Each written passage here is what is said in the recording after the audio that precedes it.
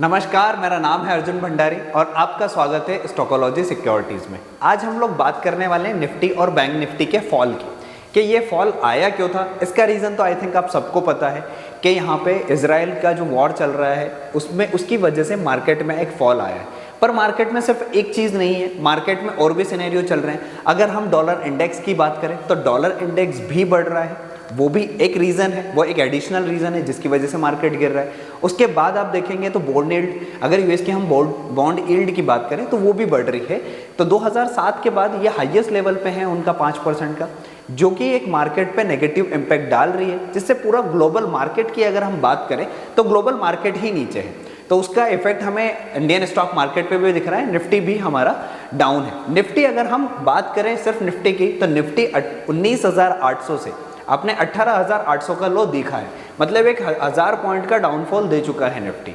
वहीं अगर हम रशिया यूक्रेन की बात करें जो फेब 2022 में आया था, उस टाइम पे भी निफ्टी ने ऑलमोस्ट इतना ही फॉल दिया था। आप देखें वहाँ पे 1200 से 1500 पॉइंट्स का फॉल हम ऑलरेडी देख चुके हैं। तो ये एक वॉर जैसे सिनेरियो है, पर यहाँ पे कुछ एडिशनल फैक्टर है जो कि निफ्टी को और ज़्यादा इफेक्ट कर रहे हैं। तो आज इसमें हम यही बात करेंगे। टेक्निकल एनालिसिस हम बाद में देखेंगे। पहले मैं एक और चीज़ आपको बताने वाला हूँ जिसमें मैं बात करने वाला हूँ निफ्टी के पीई रेशो के बारे में। पीई रेशो एक ऐसा रेशो है जो कि आपको ये बताता है कि कोई भी स्टॉक हो गया, स्टॉक का भी पीई रहता है। हम बात करेंगे निफ्टी पीई के बारे में। तो निफ्टी पीई की अगर हम बात करें तो ये हमें बताता है कि अगर कोई भी स्टॉक है या इंडेक्स है वो अंडर वैल्यूड है या ओवर वैल्यूड है। तो जैसे हम स्टॉक की बात करते हैं, स्टॉक का पीई देखते हैं। अगर स्टॉक का पीई बहुत ज़्यादा है, मतलब कि स्टॉक का पीई अगर ज़्यादा है, मतलब कि स्टॉक जो है वो ओवर वैल्यूड है, मतलब उसका प्राइस जो मार्केट प्राइस है वो ज़्यादा चल रहा है।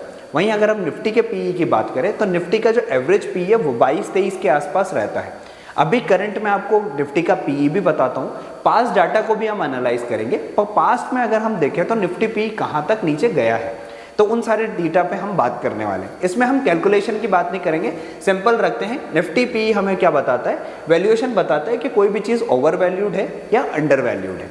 तो निफ्टी के पास डाटा को हम देख के आगे एनालाइज करते हैं कि अभी और क्या हो सकता है। इसके बाद हम टेक्निकल व्यू पे आएंगे। तो अगर मैं यहाँ पे निफ्टी के पी रेशियो की बात करूँ तो आप निफ्टी करंट अगर निफ्टी का पी देखें तो चल रहा है 20.8। इसके पहले अगर हम पास डाटा को देखें तो एक साल में निफ्टी का जो पी का लो है वो है 20 के आसपास, 2 साल का देखें तो 19 के आसपास और 5 साल का देखें तो 17 के आसपास है। इसमें हुआ क्या क्या है, एक साल में कोई मेजर ऐसा इंसिडेंट नहीं हुआ है। निफ्टी का अगर हम 2 साल का देखें तो 2 साल में और 5 साल में हमने एक कोविड देख लिया है और उसके बाद एक रशिया यूक्रेन वॉर भी देख चुके हैं। तो 17 के आसपास जब निफ्टी का पीई आया था, मतलब उस टाइम पे वॉर जो हमारा कोविड वाला सिनेरियो बना था जिसमें निफ्टी बहुत नीचे आ गया था, तब निफ्टी का पी 17 के आसपास आया था। अगर हम हाई की बात करें तो 2 साल का हाई निफ्टी का 26.4 के आसपास का हाई है और एक साल की बात करें तो अभी निफ्टी ने जब 19,000 के आसपास का जो हाई लगाया था, उसके बाद 20,000 का एक 20,200 के आसपास का भी हाई है। तो निफ्टी 24 का जो पीई रेशो में हाई है वो कितना है 24 का। तो अगर पी रेशो की हम बात करें या इसका चार्ट देखें तो ये निफ्टी और पी रेशो का आप चार्ट देख रहे हैं। तो यहाँ पे जब आप निफ्टी में अगर हम यहाँ पे आए, ये हमारा जो 20,200 के आसपास का हाई था, तब निफ्टी का जो पीई है वो 22.8 के आसपास चल रहा था। अभी यहाँ पे निफ्टी का जो पीई है वो 20.8 यानी 20.8 के आसपास चल रहा है। तो यहाँ से हमें एक चीज़ दिख रही है कि अगर निफ्टी और नीचे आता है तो इसका पी यहाँ पे इसको सपोर्ट करेगा, मतलब निफ्टी और जो अंडर वैल्यूड पोजीशन में आता है तो यहाँ से हो सकता है कि निफ्टी का पीई वापस एक साल के लो तक आ सकता है, मतलब कि कहाँ तक आ सकता है 20 तक आ सकता है। उसके बाद अगर हम बात करें 2 साल की तो निफ्टी अगर और गिरता है यहाँ से तो निफ्टी का पी यहाँ पे 19 के आसपास आके वापस रिकवरी ले सकता है।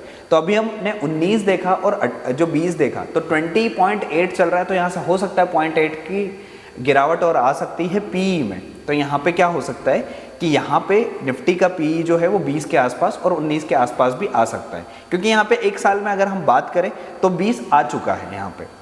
और इसी के साथ अगर हम ये चीज़ देखें कि हमें इस टाइम पे स्टॉक मार्केट में इन्वेस्टमेंट करना चाहिए या नहीं करना चाहिए, तो आपका एक व्यू अगर लॉन्ग टर्म व्यू है तो आप एक चीज़ कर सकते हैं कि यहाँ पे अपने जो इन्वेस्टमेंट जो कैपिटल है उसको आप क्या कर सकते हैं, 5 या 6 भाग में उसको डिवाइड कर सकते हैं। मतलब मैंने 5 या 6 पार्ट में उसको डिवाइड कर लिया, और जब भी मार्केट थोड़ा सा रिकवरी देता है या मार्केट फॉल कर रहा है, तब मैं इंपॉर्टेंट लेवल्स पे अपना एक पार्ट वहाँ पे इन्वेस्ट कर सकता हूँ।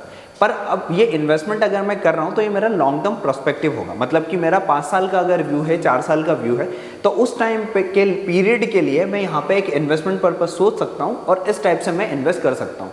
क्योंकि हम सबको पता है कि जब मार्केट गिरता है तब हमें इन्वेस्ट करना चाहिए मार्केट में, पर एग्जैक्टली करना किस टाइप से चाहिए ये हमें पता नहीं होता। क्योंकि उसमें क्या है कि हम पूरा का पूरा कैपिटल एक बार में यूज़ करें या कब डालें पैसा, क्योंकि मार्केट गिर रहा है, मार्केट गिरते हैं, मार्केट में सब पैसा निकालते हैं, पर हमें इन्वेस्टमेंट करना चाहिए ये सब बोलते हैं, पर करना कैसे चाहिए, आप उसको 5 या 6 पार्ट में डिवाइड करो और फिर उसमें एक एक पार्ट, जब मार्केट गिर रहा है तब आप एक एक पार्ट उसमें डाल सकते हैं। यहाँ पे एक और चीज़ मैं बात करता हूँ टेक्निकल एनालिसिस की। टेक्निकल एनालिसिस में अगर हम बात करें वीकली टाइम फ्रेम पे, तो मैं RSI एक इंडिकेटर है जो पर्सनली यूज़ करता हूँ, तो उसके ही कुछ लेवल है जिस पे हम बात करेंगे। अगर मैं यहाँ पे RSI की बात करूँ तो आप RSI अगर यहाँ पे वीकली टाइम फ्रेम पे देखोगे तो आपको एक इंपॉर्टेंट चीज़ दिखेगी, वो है RSI का यहाँ पे 40 लेवल पे सपोर्ट। यहाँ पे अब अगर आप RSI का लास्ट टाइम का फॉल देखें ये वाला, तो RSI को यहाँ पे 40 के आसपास था। उसके पहले जो रिकवरी दी थी मार्केट ने इस जगह से, तब भी मार्केट यहाँ पे 40 के आसपास था। मतलब 36 से 35 से 40 के बीच में एक रेंज बनती है वीकली टाइम फ्रेम पे। जब भी RSI वीकली टाइम फ्रेम पे 40 के आसपास या 36 के आसपास आता है तो वहाँ से एक रिकवरी हमें दिख सकती है। अभी अगर हम यहाँ पे बात करें तो निफ्टी जो 19,050 के आसपास अभी चल रहा है, यहाँ पे आप RSI देखें तो वो चल रहा है 48 के आसपास। मतलब यहाँ पे जो 8 पॉइंट या 10 पॉइंट की यहाँ पे और हो सकता है कि RSI में गिरावट हो, मतलब निफ्टी यहाँ से हो सकता है थोड़ा और नीचे आ जाए। वहाँ से जब वीकली टाइम फ्रेम पे निफ्टी 40 को सपोर्ट करेगा, RSI यहाँ पे 40 को सपोर्ट करेगा, तब जाके हमारा क्या हो सकता है, यहाँ पे वापस से मार्केट के ऊपर जाने के चांसेस, मतलब एक रिकवरी के चांसेस यहाँ से बन सकते हैं। ये अगर हम सेम सिनेरियो की अगर वीकली टाइम फ्रेम पे बात करें तो वीकली टाइम फ्रेम पे आपको दिखेगा कि यहाँ पे शॉर्ट टर्म में जो निफ्टी का अगर लो देखिए आप, तो निफ्टी का लो अभी कितने का है, 26 का, 27 के आसपास। निफ्टी का अगर पास डाटा एनालाइज करेंगे तो निफ्टी 25 के आसपास, 25 से 30 में पहले भी आके रिकवरी ले चुका है डेली टाइम फ्रेम पे। तो ये अगर रिकवरी यहाँ से लेता भी है तो मुझे लगता है कि यहाँ पे एक शॉर्ट टर्म रिकवरी आ सकती है, बड़ी टाइम फ्रेम पे वापस हो सकता है। जो वीकली टाइम फ्रेम पे अगर हम बात कर रहे हैं तो वीकली टाइम फ्रेम पे निफ्टी 40 को सपोर्ट करके फिर ऊपर जा सकता है। तो ये हमारा निफ्टी का था। अगर सेम सिनेरियो हम बैंक निफ्टी में देखें तो बैंक निफ्टी की अगर मैं बात करूं तो बैंक निफ्टी में अगर वीकली टाइम फ्रेम पे देखें तो आप यहाँ पे देखेंगे कि बैंक निफ्टी का जो फॉल है वो भी यहाँ पे 40 के आसपास आके सपोर्ट लेता है इसमें। अगर आप बैंक निफ्टी को भी देखेंगे, पास्ट बैंक निफ्टी का डाटा देखें तो यहाँ से जब लास्ट टाइम रिकवरी ली थी बैंक निफ्टी ने तो उसका भी RSI 40 के आसपास था, वहीं से उसने वापस रिकवरी दी थी। और अभी निफ्टी, बैंक निफ्टी जो है वो 42 के आसपास चल रहा है, तो हो सकता है बैंक निफ्टी थोड़ा और गिर के वीकली टाइम फ्रेम पे फिर वहाँ से हमें एक रिकवरी दे, मतलब कि हो सकता है 36, 38 तक आके फिर हमें एक रिकवरी देखने को मिले। तो ये हमारा एक ओवरऑल मार्केट पे था जिसमें हम किस टाइप से इन्वेस्टमेंट करेंगे। आपने एक और नई चीज़ सीखी जिसमें हमने पी रेशियो के बारे में बात करा। पी रेशियो पे हम डिटेल्ड वीडियो बाद में लाएंगे, इसका कैलकुलेशन कैसे होता है, ये सारी चीज़ें एक अलग हो गया।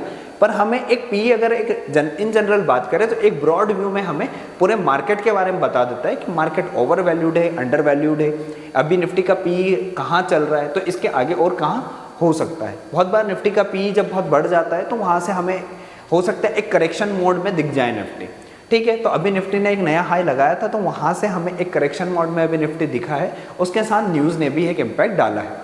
इसके बाद हम और भी चीज़ों पर इसी तरह वीडियो बनाते रहते हैं। तो आपने अभी तक चैनल को सब्सक्राइब नहीं किया है तो आप चैनल को सब्सक्राइब कर लें।